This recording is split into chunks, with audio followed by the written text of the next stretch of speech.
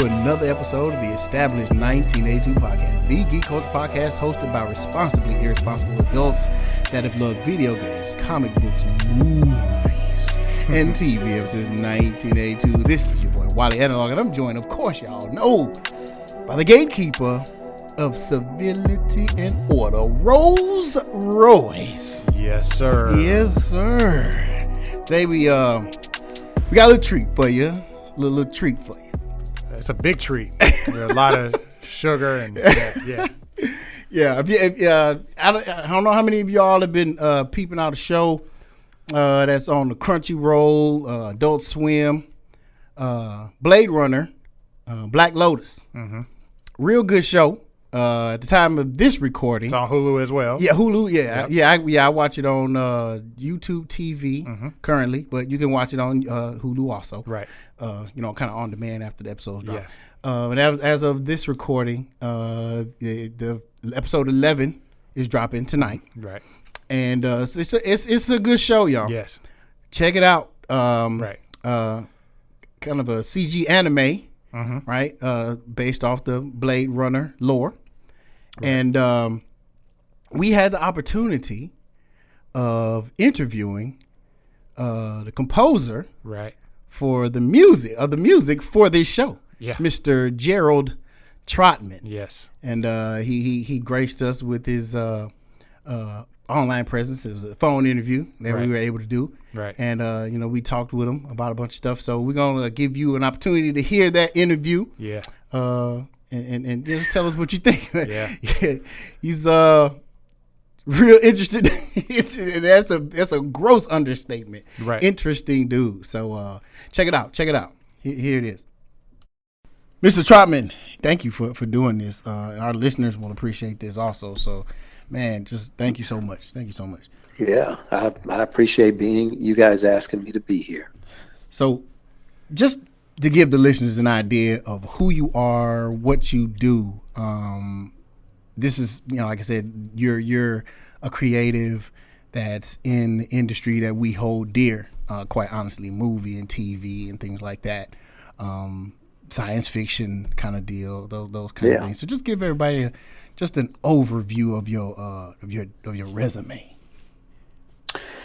Well, I mean, I started out from St. Louis, Missouri. Was born in Gary, Indiana. My parents moved us to St. Louis. My dad was he was a dentist in Gary, Indiana, and he wanted to go to school of orthodontics in St. Louis at St. Louis University. So we moved there. And I grew up in St. Louis, and music was something that kind of came to me at a young age, just about 5 or 6. And, I was just one of those people who really loved doing music. I started playing the piano, and then, when I was younger, piano wasn't as cool as it is now, so I kind of kept it a secret, and I started playing. I started playing the trumpet in middle school. Through high school, I played trumpet and was in the marching band, and but I just was attracted to music and decided to go and study music composition in college. So I went to University of Missouri in Kansas City and learned a variety of things. I studied. I took a summer session out at Berklee School of Music and studied out there and some composition and things, and came back and got a degree in composition in Kansas City, moved to New York, and kind of jumped into the scene, and eventually started writing for like some musicals, and got off into writing for musical theater and things like that. And and I, at some point, I began to realize that, people tell you how hard it is to get into the music business. And, back at that time, which was in the 90s, I was in New York in the 90s, and it was hard. You couldn't put your music up on Spotify, Instagram, iTunes. You had to have a company that sponsored you in some type of way to put a record out or something like that. So the main thing then was trying to get your music heard, and I did that for a long time, and just couldn't really crack in. So eventually I moved here with my family to Nashville, and kind of got involved more in leading worship in church and things like that.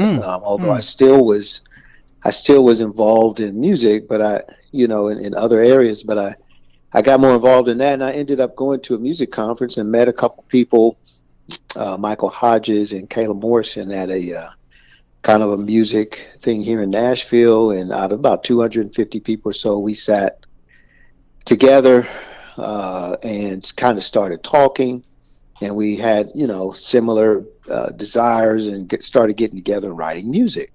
So we did that for several years, and here in Nashville they ended up moving to California to start Michael was a recording artist, vocalist, but eventually they were able to start a company with Alcon Entertainment. Alcon is a independent movie company. They did like Book of Eli, The Blind Side, movies like that. And so the company started doing music for that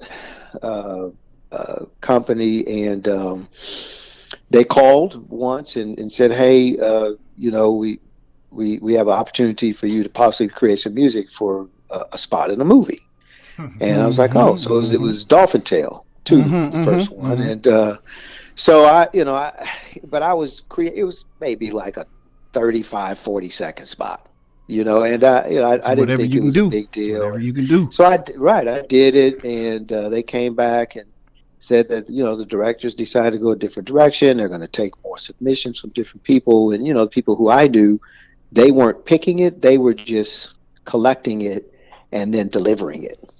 So I still remember that day, and I remember it was very similar to the same walls I had consistently been against all my life, where you get to this place where you kind of almost in, and then you just can't quite get over that hump. And I was like, oh man, I'm going against guys that have been creating music for movies and syncs for a long time. I hadn't done it before.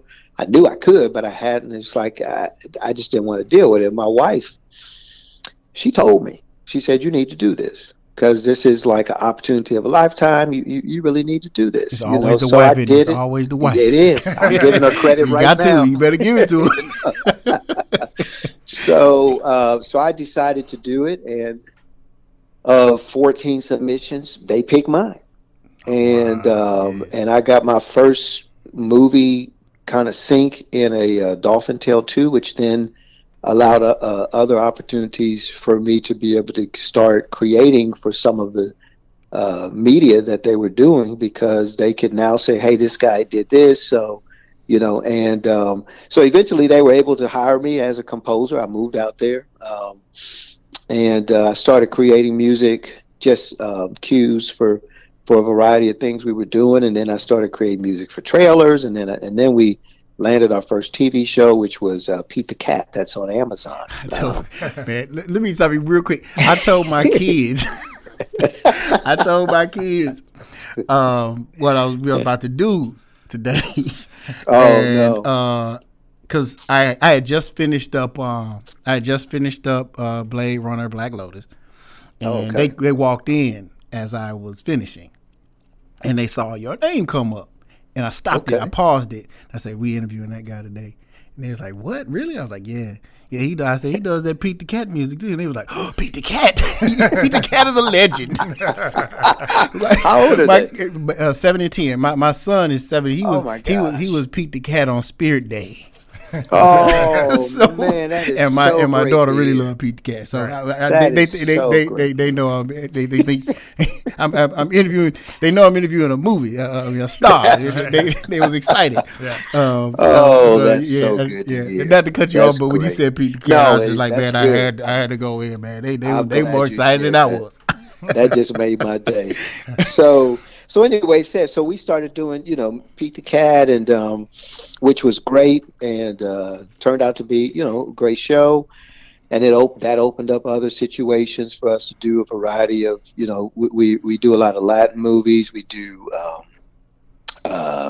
we've done music only soundtracks for film, like I'll give an example, like Father Figures, that was with Owen Wilson. Yes. Yeah, we had a variety of music in that. We do all the music for the Expanse that's on That's on Amazon. And we've done every season.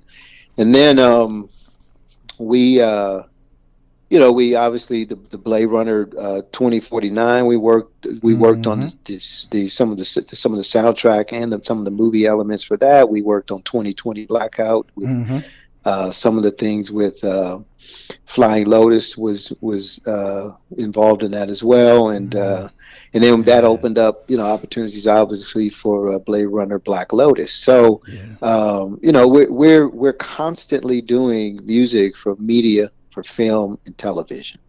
So that's where my most of what I do, that's what I do. It's not just score, it's songs. Like all the songs for like Pete the Cat, for instance. There are a lot of very popular artists that were involved with that show.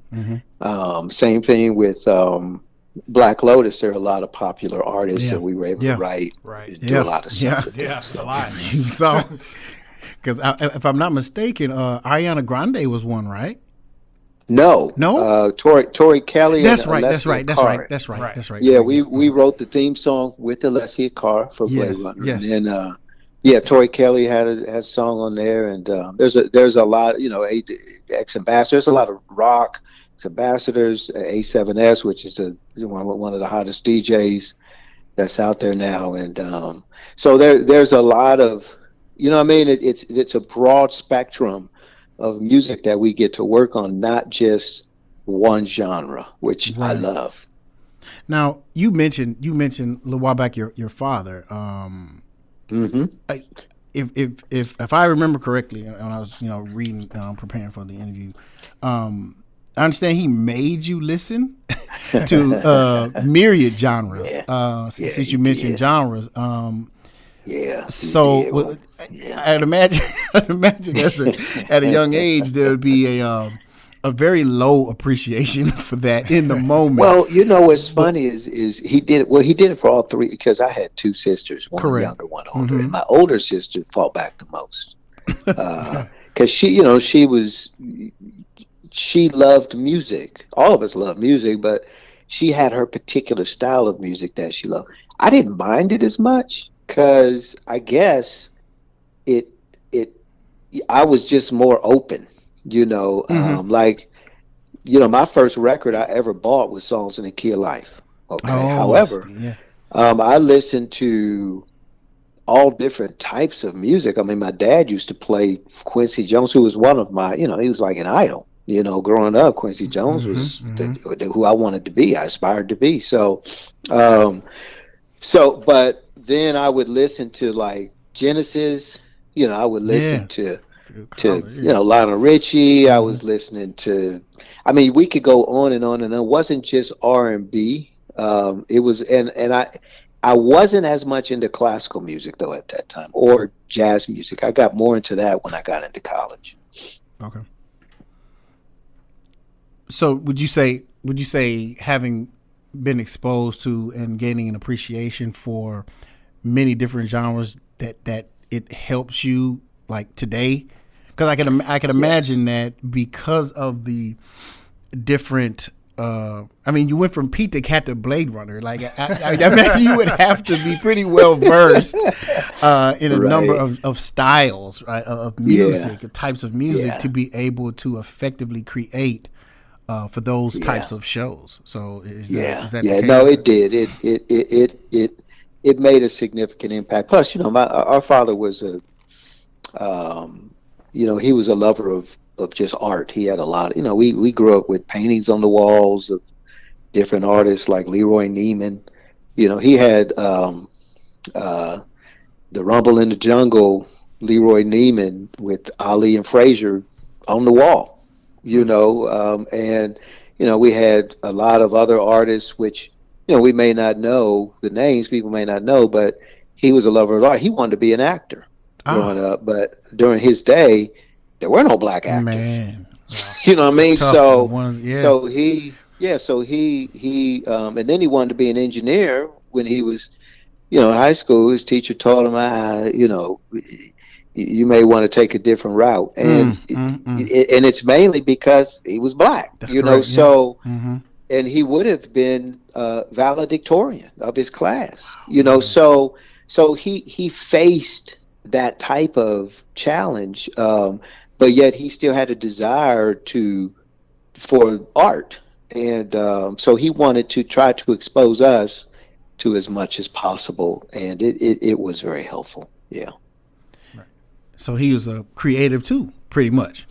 Yeah, he became a creative. I told him he kind of took, I think he took to orthodontics because it is a type of engineering. Yeah. I mean, he ended up going into, he ended up being the first to do a lot of things that he did. Wow. Man, that's an inspirational, and I'm sure it was tough to, I guess, watch your father, and especially now in retrospect, understanding the level of talent that he had, and not being able to make, I guess, his dreams, for lack of a better term, to come to fruition due to ignorance. I guess that can be best said. That could be very frustrating. Yeah.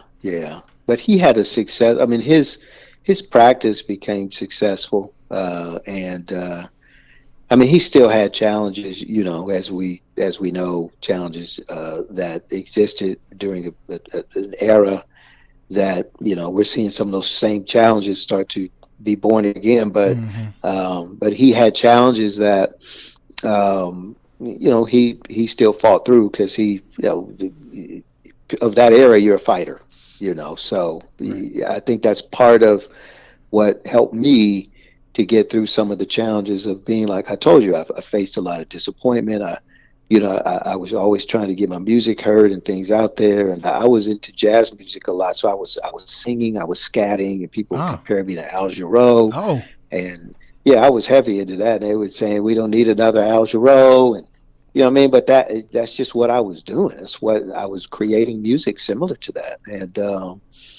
there was only one Al Jarreau, but there could be 10 men that sing like crooners. Yeah, you know what I mean? Right. Yeah. So it's true. It was just the nature of what the market desired, and so it was it was very, very interesting how things were. But ultimately, I think I learned how to fight through things from him. Yes. Since we're there, talking about the challenges that your father faced, did you experience any challenges as you were navigating through your career? Oh, absolutely. Like what were some of those challenges, if you don't mind me asking, being a person of color? I mean, I remember even in high school. I was accepted to go. I auditioned for this band. It was called the American Ambassadors Band, and they took 100 kids from all over the United States. You can audition, and you get to go to New York, rehearse, and then you go on a 3-week tour of Europe. Wow! And I auditioned, and I got in, and I played trumpet, and it was an amazing experience. I came back. I was in high school. I think it was my junior year, and I remember I had a teacher that at the end of the year, she told me I was going to be getting an award, and our family was supposed to take a trip, and my dad canceled the trip because the trip was going to be during the concert. I wasn't going to necessarily maybe be able to make it. And she said, hey, you're going to get an award. I really need you to be here. So we decided to stay. She ended up giving the award to the guy who was second chair. And, he happened to be, Caucasian guy. And, but it almost made me want to quit music at that time. And it made me want to quit because I couldn't understand why a teacher who, I kind of respected would decide to humiliate me like that, and my father, I'll never forget, had a conversation with her, and she ended up being let go.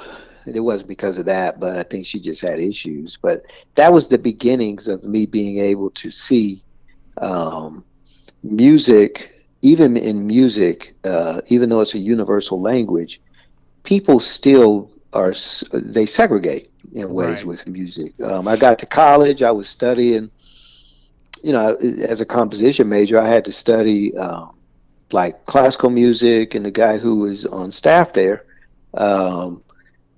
he was very very judgmental of the style of music that I was creating, because I was creating music. It was just different. It was kind of had a classical feel, but I had kind of jazz rhythms. Mm-hmm. You know what I mean? In my music, and it was because that's who I am. Yeah.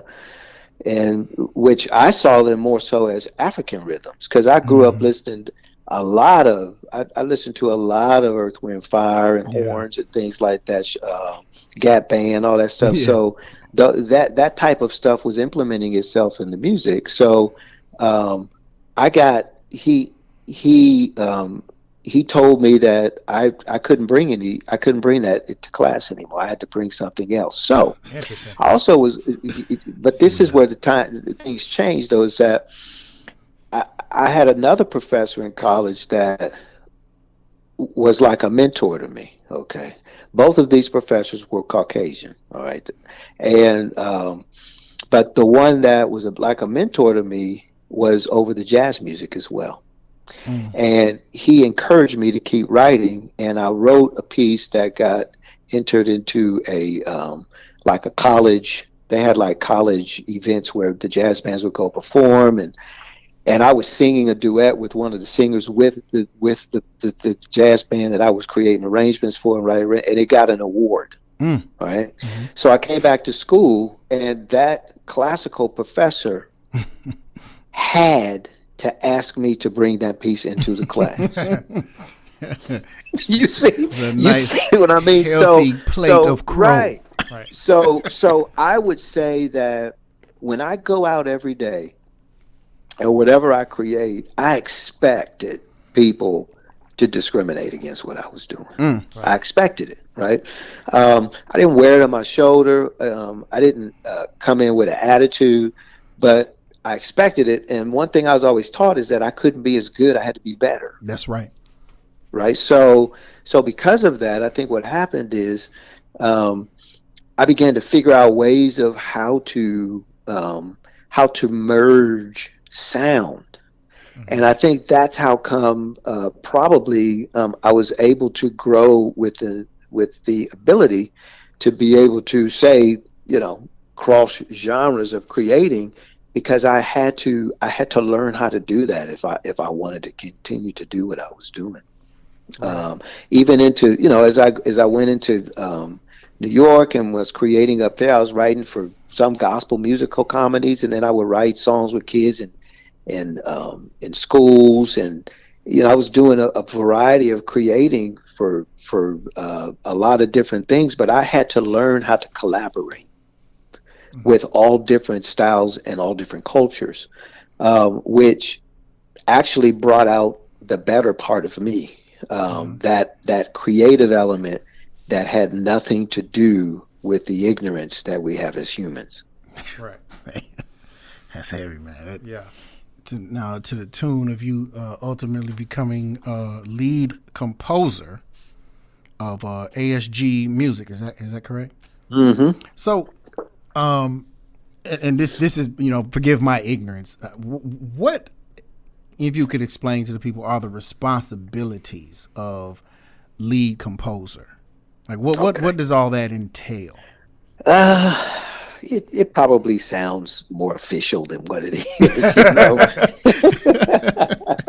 You know how titles can be. Yeah, exactly. But I didn't want to diminish it in any means. I wanted you to be able to give it the I think some people would see it. Well, some people probably would see it as with bells and whistles, and some people would just go, "Oh, that's cool." So, I think pretty much every day, my role in our, the company, is really more of a kind of a musical role because I have, a background in composition and kind of training, theory, a lot of arranging different elements and different styles. So coming into the different projects we have, my role really is probably more musical than anything, where some their role is more of a production, some it's more mixing. Even though I do help in those areas, my lane is really the musical area. Okay, so for instance, on a show we might be working on, all the score that we've done, I do with Michael Hodges. That's the one of the people that I had met here. I told you about a little while ago that, and they went out, started the company. So him and I create the score together. Okay, so and what we do usually is we'll watch it, talk through it, kind of talk through some of the things we may want to do. And usually I'll kind of start on just sketching in some things. We'll meet. He may sketch in some things and we'll talk through it. So it's a collaborative effort. But I think what it is because of maybe some of the background that I have, they trust me to be able to take lead in a lot of different ways. Gotcha. And but yet I lean on them too, because they bring elements, specifically, he brings elements to the table and thoughts to the table that might not necessarily be technical, and things like that. So they may be abstract in a way that I might not think of things, which makes things even better, because I'm more from the school. Don't get me wrong, I love to sit down and just create things myself, but I really do believe that the collaboration, the team model in a creative setting is more powerful than the individual. Right. Gotcha. That's why, look at Bruno Mars and Anderson .Paak. Oh my goodness. Yes. Bruno Mars could have kept doing what he was doing. Anderson .Paak could have kept doing. Look at what they're doing together. Right.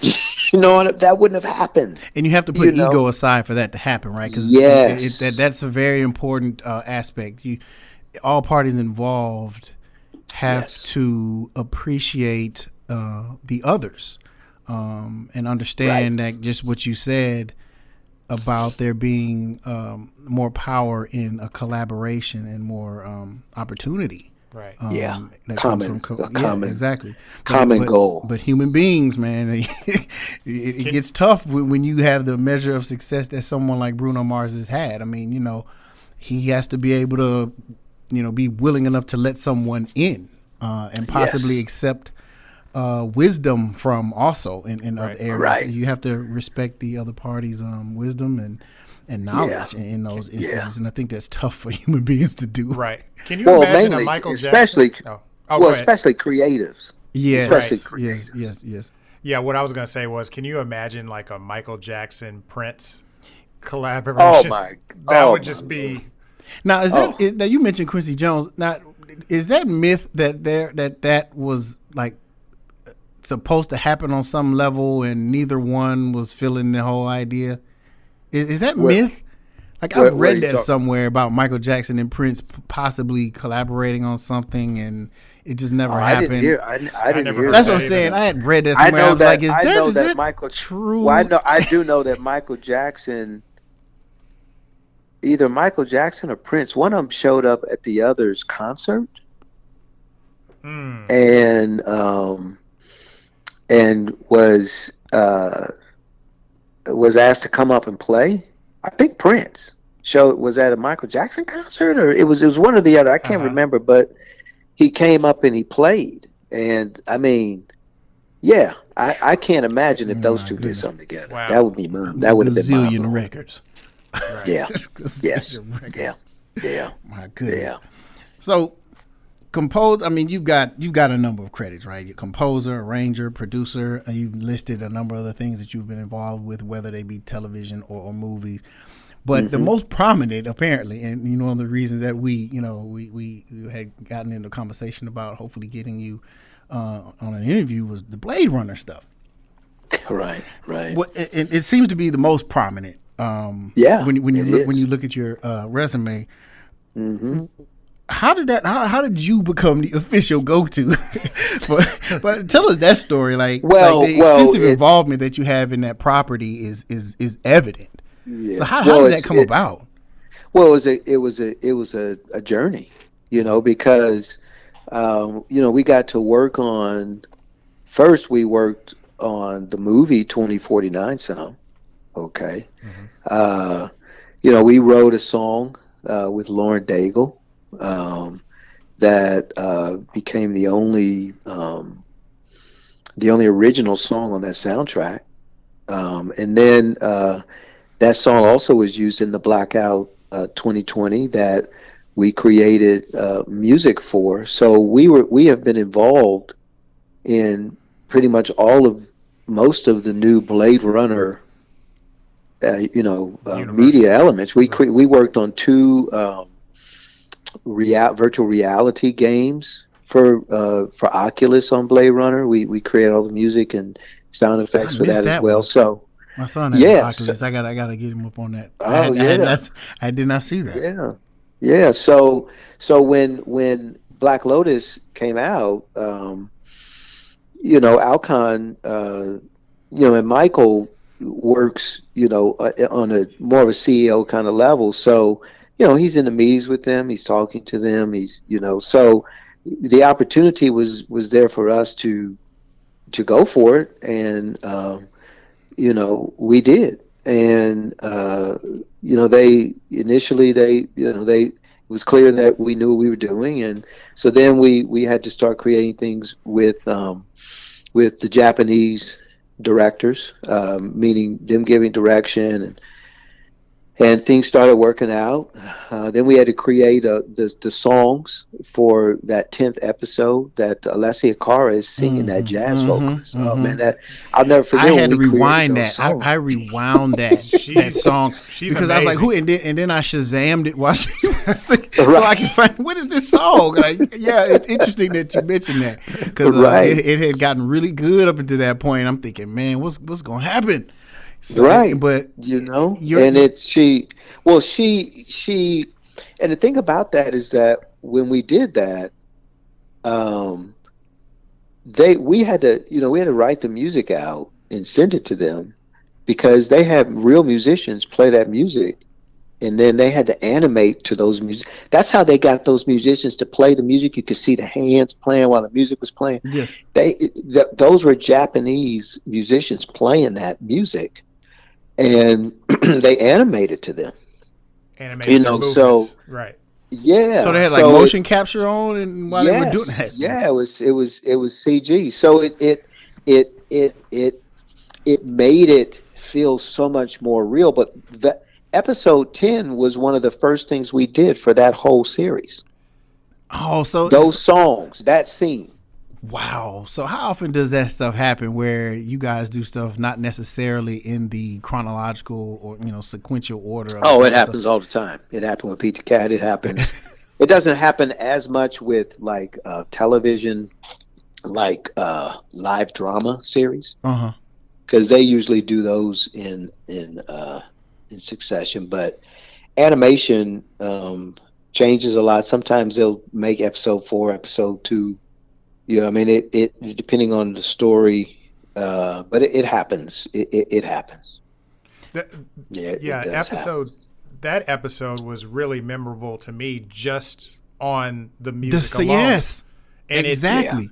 and it Yeah. The club scene, the club scenes where he was visiting, revisiting, and having those second thoughts, and Right. I can't do this. Yeah, Right. was Blade Runner Black Lotus a dream project for you? Because it seems as if, as I was looking at it, just watching it, I felt like music was the driving force for a lot of it. Like it was like in the DNA of everything. Like even when it gets to the end, there's a song that kind of leads you out to the credits. Yeah, and it's like different all the time. How Correct. she's feeling, Yes. or what's about to happen. So like, how did you feel about how did you feel about this project? Was it a dream project, or was another project like the dream project? This to this point, it was probably, I would say, it was the most fulfilling for a number of reasons. I mean, one, because obviously it's getting a lot of exposure. Okay. Two, I've been able to be involved in it in a lot of different areas of the creative. And then three, I would say that, we did this whole show virtual. I was here in Nashville. Right. Pandemic. So we were creating, we were collaborating. Michael and I were collaborating on the score, all Zoom, virtual, and the songs that we were writing. I think I might have gone out there maybe twice during it, but the jazz scenes were done before. Right. But once I left in March, we hadn't even started on the score yet. So we had started maybe creating some of the songs, but it was just, everything about it was just so different, and but yet it turned out to be something that we never would have imagined. I mean, we were Zooming weekly with the Japanese directors, so everything was on Zoom, and we're working on a show that is in the future. You know what I mean? So it just it was kind of surreal, but you think that, okay, you're working on something that is an iconic brand, and what happens is once you start working on this kind of stuff over and over and over again, sometimes you do have to step back and really take a look. It's almost like if you live on the beach every day. Right. At some point, people come over to your home. Right. Well, people come up to your home that don't live there. Oh my gosh, this is look wonderful. at this view. Oh my gosh. Right. And you're like, oh, this is where I live every day. Right. So, but every now and then you do have to take a step back and recognize, at least I do, I have to take a step back and recognize the blessing that I have, that God has given me in my life. Mm-hmm. Yes, for sure. Because when I went to California and decided to leave what I was doing to go out there, I was 50. And those kind of things don't usually happen in particular times in your life, at least in patterns of the usual circumstances. So sometimes people, you can be viewed as one who's you're still chasing, things that are never going to happen. Right. So I'm just saying that I'm a firm believer that if you have something that you're supposed to accomplish in your life, it's never too late to do it. Right. Boy, that's a word right there. Yes. I feel like you talking to me. The doors of the church are open. Won't you come? Won't you come? Won't you come? Man, you mentioned I guess the process, the motion capture of the musicians, and thereby creating, I guess, a synced up dynamic with the music. Black Lotus has some of the best fight choreography I have ever seen. Yes. That's not hyperbole. Yeah. What? Because I really appreciate when a show, movie, whatever can create music that syncs well with the action or a fighting scene. You know, one of my favorites to this day is still in the second Matrix, Reloaded. Oh man, The one on the highway. The tea house fighting scene. I'm talking about short ones. The highway is the obvious one, right? But the tea house scene when he first meets the what's the guy who's introducing him to the Oracle before they go in. No, not the Mayor. He had to fight the guy to get in. Yeah, I know you're talking about the French in the tea house. The Asian guy with the shades, and then he opens the door and lets him in. Is it Ghost? I can't remember. Yeah, he's sitting in the tea house, and he's like, "You got to fight me first before you." Yes. The choreography to that thing, where whenever they hit and they go in slow mo, and then the music moves. I mean, everything is like they literally fought to the music. Right. And when they do that makes me sit up and take notice. What is the process of synchronizing music to sword swings and blocks and kicks and Seraph? Well, that's his name, Seraph. Yes. That's amazing. Like how? What is the process? Well, I would say this. I'm sure everybody kind of has their formula. Like, for instance, if I was making you some food and you were like, oh my gosh, I've never had chicken like this. How did you make this chicken? Oh, well, I basted. And then, everybody has their formula of what they do. We watch it. We discuss what we see. We discuss what we hear.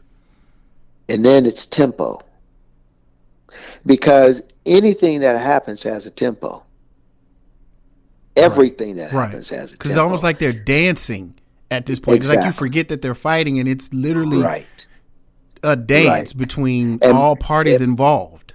Right. And most people haven't had the ability or the opportunity to watch a film or something like that with no music. Mm-hmm. So, and I'll never forget the first time I saw my first movie scene, and it didn't have any music to it. And I was like, wow. So I learned to appreciate music even more in the score, but even animation, it like The Incredibles and things like that. It's people have no idea how impressive that is because of how it's done. And it usually comes down to tempo, like pace and tempo. Like what are they doing right now that's going to be so effective? When they're moving fast, do you have fast music or should you have slow music? Or you can see some fight scenes that you don't hear music at all. You might hear some basic drums, but it's more focused on the sound effects in certain parts. And then the sound effects sometimes can clash, which in a show like Blade Runner, there were some scenes where the music was there, the sound effects are there, some of the grunts and hits and stuff are there. So it's like, well, something has to compensate for something. So then you get into the element, okay, what's most important? And then it's the mix. So it's not, it isn't just the music itself. Like, the guy who does the majority of the audio mixing for us, Guion, right? I mean, he's really good at what he does. So, and then we have other team members too. But the point is that I'm only as good as a composer as a person that mixes it and then produces it.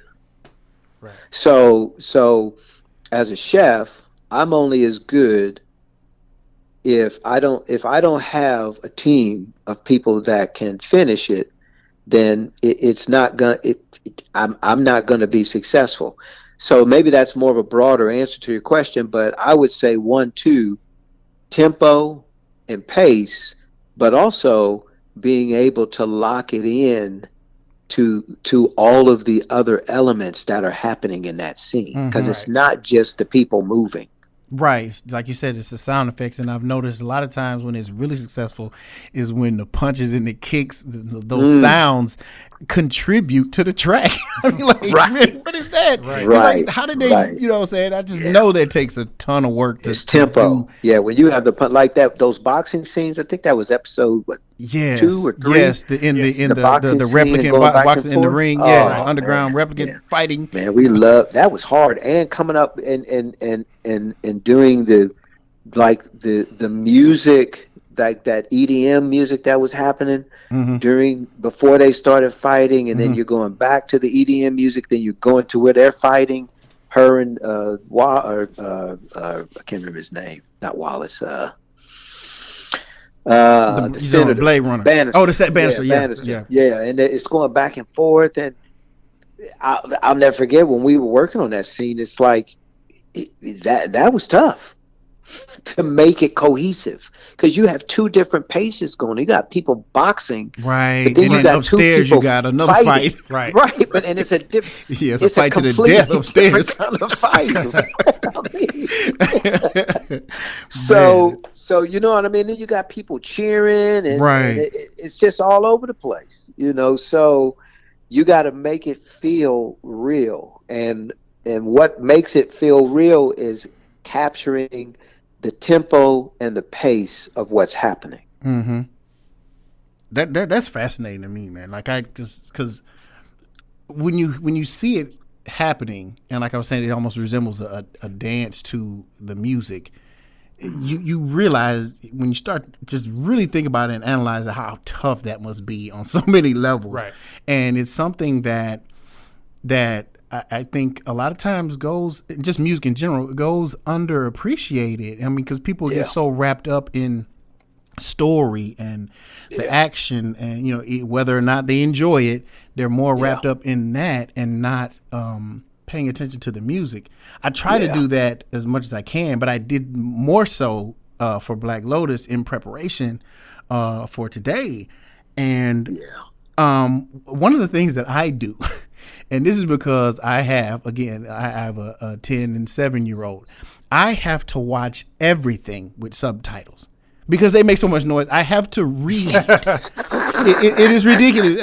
When I had no children, I watched TV like a normal person. Now I'm old and I read because it takes me 3 hours to watch a 30-minute show because of my children. So as a result, I watch everything with subtitles. Right. And so when you do that, not only do you get the dialogue, but you get ambient music plays. Right. You get foreboding music plays. You get tense music plays. You know what I'm saying? And you know, and it kind of, you know, it's kind of telling you something's gonna happen. So so for a lot of times, is it a challenge to, I guess, shows these days are successful whenever they have those unexpected twists and those unexpected turns and things you didn't expect. Do you find it difficult to, because when you see something, when you see it says tense music playing, you almost you're expecting something to happen, right? Because you're even when you're listening to it and you don't see that on the screen. Do you find it, because when you want to surprise somebody with something that they weren't expecting, do you find it almost as if your music might be telegraphing something? Well, it can't. That's just it. Yeah, when you, and that is something that consistently comes up, that the music is supposed to tell the story. Right. It's not supposed to expose what's hiding. Right. So it's supposed to support. It's not necessarily supposed to tell. It's supposed to support the story. And I think what happens is music in film, there's a lot of different like styles, just like you have different styles of music, of genre of music, jazz, pop, hip hop, you know, rock. You have underscore, you have thematic music. You know, you have, like you said, there's music, there's like tonal music, almost music that sounds like sound effects, but it's more of it's just creating texture. Yes. Okay, so and it's not really melodic.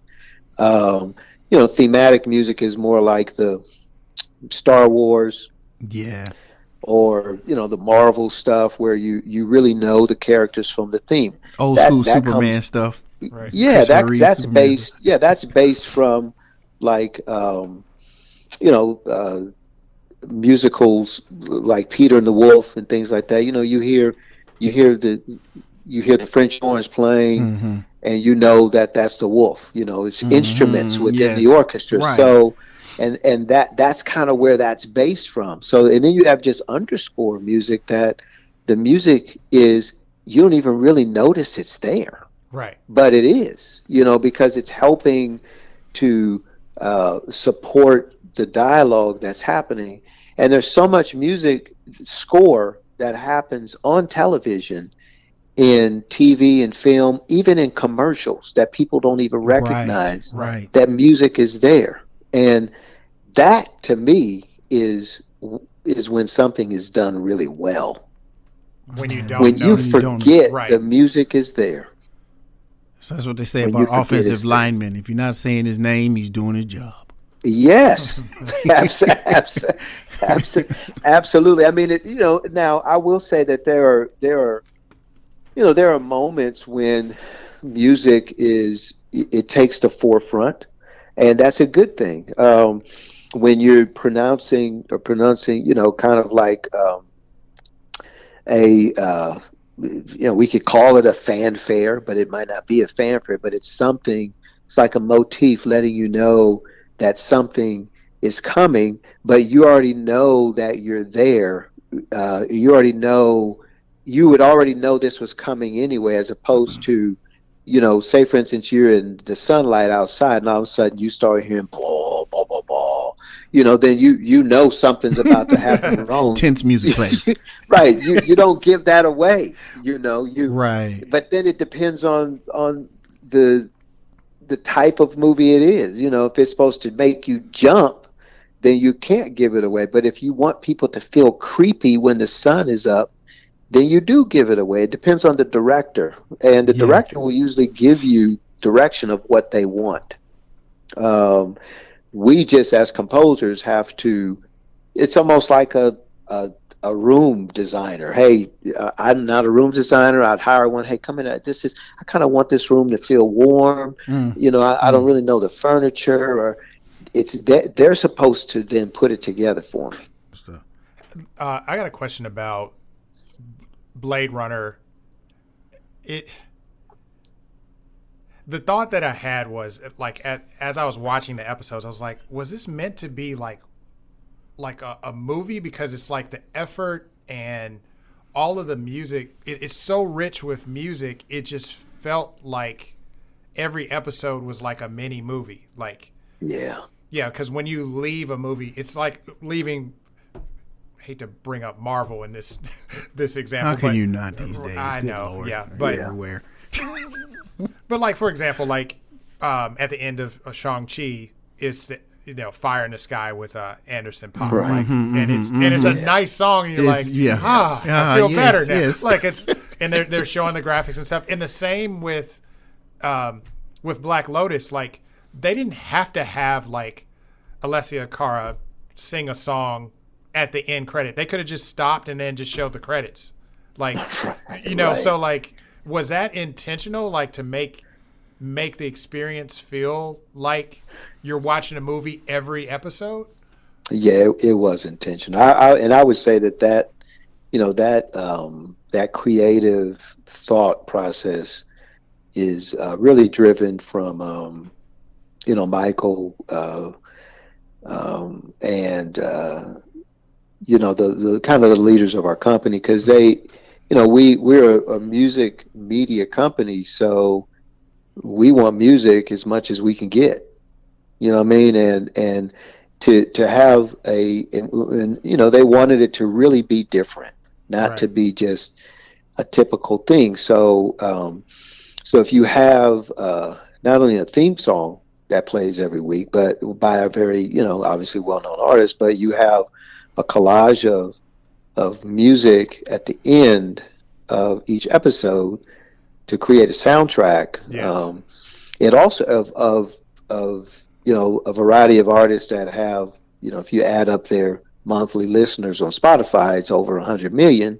Yes. Then you also are finding ways to get visibility for the show itself as well. Mm-hmm. So you think of it from a musical standpoint, you think of it from a marketing standpoint, and then you think of it from a creative standpoint overall. Right. And but it has to work, and to make it work, you have to find different elements to apply to it and make it very diverse.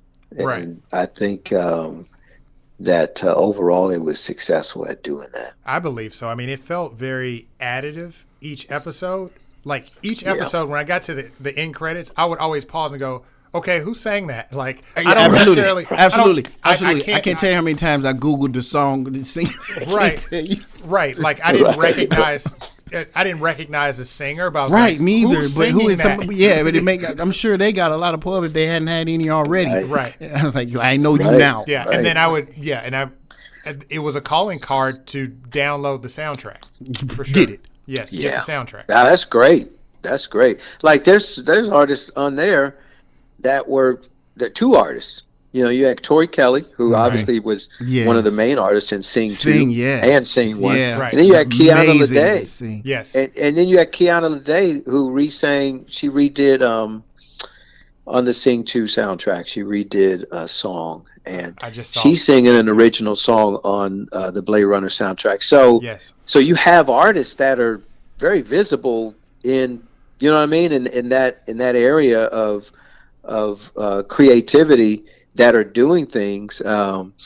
And what's happening is music is making its way basically back into the forefront of the animation and creative world. So you're going to start seeing a lot more music, like you hear it more in different ways that you didn't hear it in movies back when we were growing up. Right.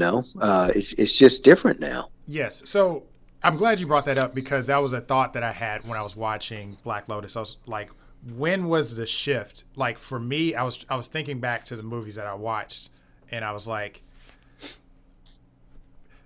for me to get the full experience, what I mean by like enjoy the movie, enjoy the score, and then now I'm listening to the soundtrack with my kids, was Spider-Man Into the Spider-Verse. Oh, yes. And then this show, for sure, like I downloaded the soundtrack and I'm playing the soundtrack, and it's nice. There's That's good Black to know, Panther. man. Yeah, I would say Panther. Black Panther was maybe the first, I think. Because I can't remember if it was Black Panther or Spider-Verse that came first. I can't remember. Black Panther was 2018. Yeah. Spider-Verse was the next. Yeah. Yes. Yeah, Spider-Verse was And then after. Pandemic. But Spider-Verse soundtrack. Yeah, but the Spider-Verse soundtrack, in my opinion, it was better. Right. It was stronger, and it could have been because you have shows that are growing that kind of a model. So each one, you would hope that it's going to get better and better. Right. But I'd also was kid say, friendly too. yeah, Right. yeah, it was. That was it. The Post Malone, he had all those songs in there. You could play it around your children and not be like, Right. Yeah, turn it off. right. Black Panther, not so Yeah, it much. was just, and Post Malone. Keep in mind, Post Malone was he was just getting like really famous. Man, so yeah, he was blowing he had up at the this time. new sound, Yes. that nobody had, and Right.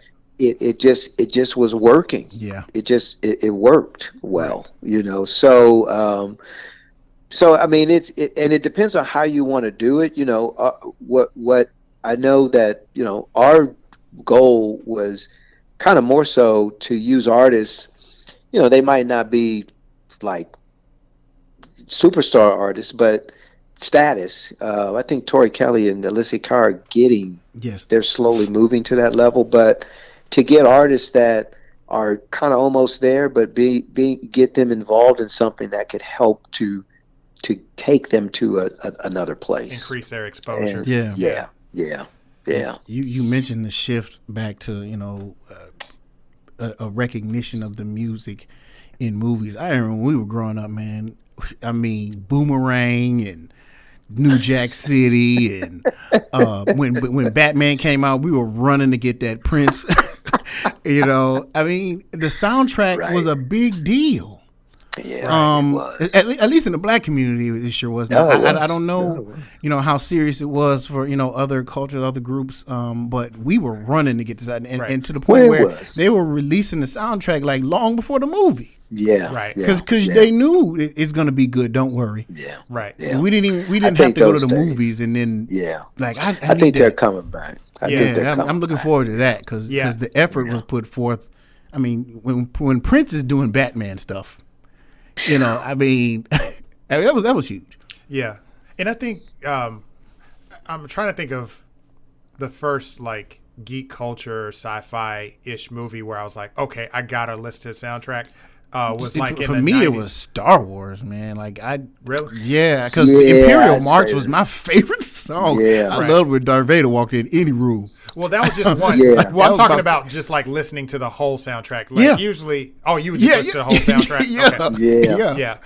For me, the first album that like made an impression on me was Swordfish. Out of all, really, because it was Paul Oakenfold, and he, and that's a question for you, Gerald. There's been soundtracks where they have one person and they, like for example, like Black Panther. Kendrick Lamar curated the sound, right? And for Swordfish, it was Paul Oakenfold, and it was all. And I was into techno music at the time, so it was good. It was a dream. It was a dream for me, and it was. And I noticed a shift in the soundtracks, like. Right. I mean, maybe Batman was a wild example because they were like, these are all Prince songs. Right. And who better than Prince, right? I mean, I was a real geek, man. I had the soundtrack to Mortal Kombat 2. And I'm talking about the video game. The video game music, not the movie. Video game music. Okay. The video game music. I'm like, bro. That's how bad I was. I used to love the video game music, the music that they played on the game. Like, I gotta have it. Right. So yeah. I appreciate that, man. They need to bring all that back. Appreciate it. I hope it is. Plus, I think with now with technology changing and you have streaming, whereas back in those days it were only movies, and they didn't make movies for TV. They made TV shows. Right. Yes. Back in the day. Nowadays you have you're making more. You're making movies for Netflix and streaming and things like that. So the model has changed. The model has changed. It's easier to. They need music for all of this content. Yeah, right. A lot of work. And work for you. Yeah, I mean, I hope so. But it's one of those things that at some point, the saturation of media that's coming out, if it gets oversaturated, then you'll start seeing things being eliminated. And like anything else, it's true. Too what's much good of anything is too much. Yeah, and what's good will continue to just be part of what's out there. Yeah. And speaking of those soundtracks, is that? And hopefully I'm not getting really technical here, but like as the team is talking about Black Lotus, does the soundtrack come into play where they're like, well, this is the business model. We want to push, units of the soundtrack. The long arm of capitalism reaching where it shouldn't. Well, of course. I mean, because you figure it was done by Def Jam Records. It was in a partnership with our company and Def Jam, Universal. So they want to sell records. Right. I mean, they do, so you have to find ways to sell or stream whatever you need to do. You do want it. You want the artist to have the visibility. You want the music to be heard and to be played, and you want it to generate income. Yes, because if not, then there's no reason to do it. That's part of it. It's a business first. And I mean, and if you don't mind me asking, so And for you, that would be a great thing as well, because it's your music infused in there. Yes. You get a percentage of that. That's correct. Correct. I have. Yep. When I write, I get to own a particular portion of what I write, and Very nice. yeah, it's. I have a. My company is. They're really. They're really good to me. They've been good to me, and That's good to hear. Yeah. Good to hear. and I think that it stems back from our relationship when we were here, and we developed a bond. We got a chance to know each other, understand each other. We wrote together, we laughed together, we cried together, we prayed together, and we prayed and asked God to open up the avenues That's for our what's up, music man. to be That's- able to be heard all over the world, and it's happening. Right. So we are seeing His miraculous work happen, and so we are walking testimonies of who He is and what He can be in a life when you desire and just choose to kind of allow Him to kind of guide you. Pass the plate. Pass the plate around. Amen, sir. Listen, man. That and I joke, but man, that is a testimony worth hearing. Yes. We have a lot of listeners, and I don't know, what their beliefs are, but I know for myself and Rowls here, man, we subscribe. And so let me say this appreciate too. That. Well, let me say this too, that it's a little unusual, I think, for me too, because, I'm an ordained pastor. Okay. And I missed that part of the research. You're like a Swiss Army knife. I know. And when I said, but when you think ordained pastor, it's like, there it is again, a term, okay, that can be given. I mean, anybody could go get a certificate and become an ordained pastor, okay? So, but I was ordained, and I didn't go through, like school to get my degree and seminary and all those things. So when I started working at it was a large church here in Hendersonville. It was Long Hollow Baptist Church, and I started working there, and they decided at some point to ordain me, as a pastor, and here I was working as a pastor, and then I had the opportunity to leave after 6.5 years or so to move to Hollywood. so I mean, and you can imagine, right? You can imagine how. Right. I mean, you just can imagine how that kind of set into the perspectives of people. But, for me, it was, I knew that I was supposed to do it. And I went, and I was traveling back and forth every week. My family was here, and then we decided that everybody would move there after a year. And it was hard because my kids were in high school, middle school, and it just kind of wasn't working. So we decided to bring them back and let them finish school, and I'm working out there, and it was different, but I love being out in California. I love the people in California, and it's funny because when you go to California, people here say, man, those people in California, blah blah blah, and then people in California say, man, how you live in the South, man, blah blah blah blah. So it's all over the place. But I'll say this: that the people in California, some of them would find out that I used to be, like I worked in a church and I was ordained pastor, and they were like, what? And it's because the way the mistake we make is that we generalize people based on title. Yes. And we don't allow people to enter the room and just base who they are on how they treat you and who they are to you. Wow. This man here, man, listen, Can we broadcast that to the whole country? My goodness, boy, listen, that man, yeah, you a pastor, all right? 'Cause I'm telling you, you ain't bringing nothing but that word today. Listen here. Listen here. Turn to your neighbor. Turn to your neighbor. Say, neighbor, don't be judgmental. My goodness. It doesn't take a lot of energy to do that. All you have to do is allow the person to walk into the room. Just let them. Oh, the preacher coming. No. Right.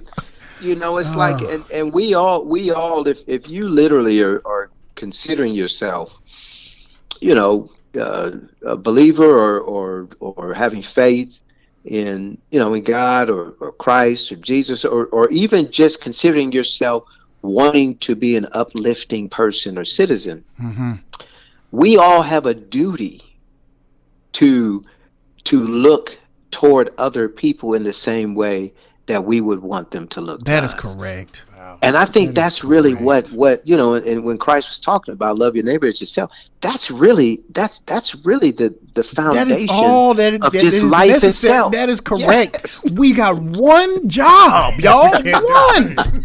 We got one job. Love, dog. Right. And love don't mean you gotta like. Just respect and care about the other person.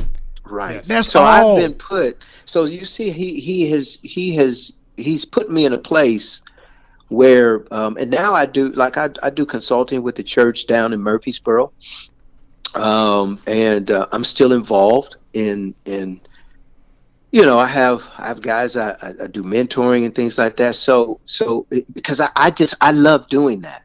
I love being involved and seeing people become successful in whatever they want to do.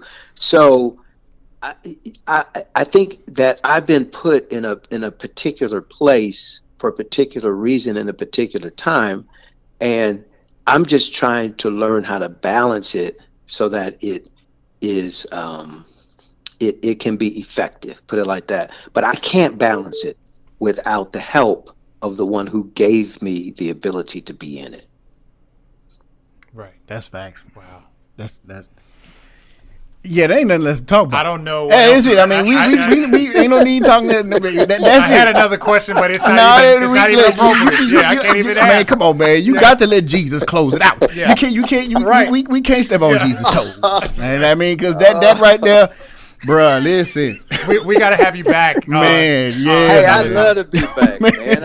I want to come by there and just meet y'all. Yeah, man. Yes, absolutely. You know, I'm here, and we got to definitely try to do that. And I want to meet your kids because I want them to meet somebody that they, you know, that they can actually meet somebody, and if there's something they want to do or aspire to, whether it's music or whatever, they can see it's possible. Right. They can see it can happen. That's correct. You know, instead of seeing somebody on television all the time, you never get to meet them. They feel unreachable. You get to shake their hand. Inaccessible. Right.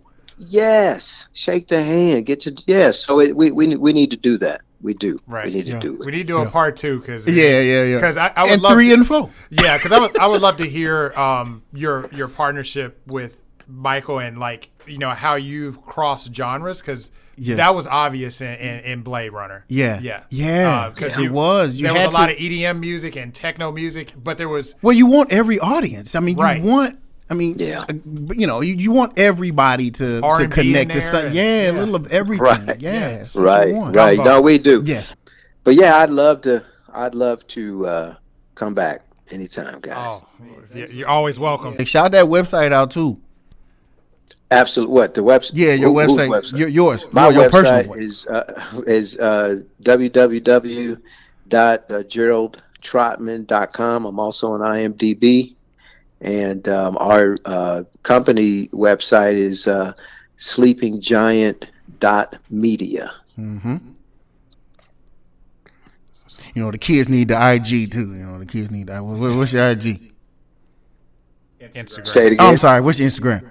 Oh, Instagram. I didn't say. Sorry right there. It's just the kids need that IG. Yeah, it's Gerald Trottman. All right. Okay. Yeah. Just make sure. The kids like that microwave stuff. They don't want to sit down and type it in no website. They just want to click the app. What's the app? Right. What is the app? Where's the app? Don't give us. They don't got time for no URLs. These kids. Man, man, thank you so much, man.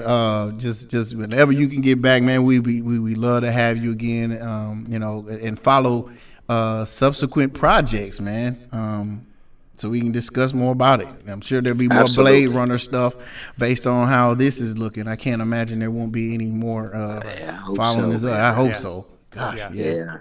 There's still episodes. Yeah. At the time of this recording, I think episode 11 is airing at the time of Yep, this recording tonight. Oh, well, So I'll yeah, watch that tonight. that's right. On YouTube TV and Hulu. Yeah. At least for me, I can't. No, it was so it's Adult Swim, Adult Swim, and, Cartoon Network, and right? Crunchyroll, Crunchyroll. Right. Oh man, thank you so much, sir. We so appreciate Absolutely, this has been great, and I look forward to whatever's next. it. So there it is. I told you, Yeah. itch to do. I felt we should have had a benediction. Yeah. Yeah. I think we passed the plate and had a benediction and Yeah. invited members of the church. The doors of the church are open. I wish there was a megaphone that just like broadcast all that out. Like we just need a lot more people in our society to speak on that. Yeah. Just love and Yeah. just respecting one another. Yeah, and forget respecting- the intellectual property and stuff. Like, of course, yes, we brought them in for that. Right. But y'all, it's a lot bigger than that. Yes. You know, as a whole, Right. as people and society, man, and it's good to know that there are people like him Yes. in the industry. business. Yes. Yes. In the business. Yeah, we've heard some horror stories Oh about my folks in the business. gosh! Yeah. Right. And the stories keep coming. Yes. They keep coming. Right. So it was a breath of fresh air to know that a person that's in the room, Right. you know, is bringing love for his fellow man with him. Right. That's Right. That's all you can ask of somebody, man. EST 1982 Enough said. podcast.com. It's the website.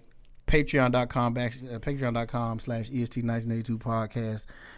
If you would like to contribute financially as well as the time that you spend listening to this podcast, for which we are so grateful Right. to those that do that. And IG EST 1982 podcast, Facebook group the same. Right. Man, give us your thoughts on this, man. This dude's doing big things, man.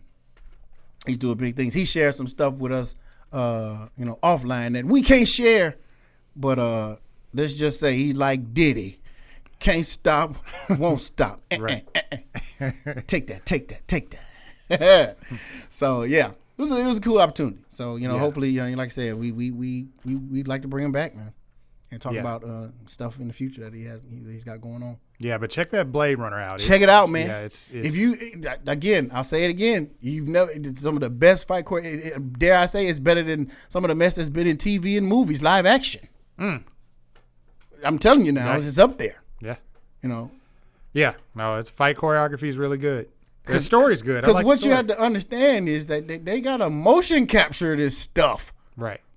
People are doing this stuff, and when you're too lazy to train, if it's there, What was that? You got to what? What was that? I coughed. It wasn't COVID. Okay.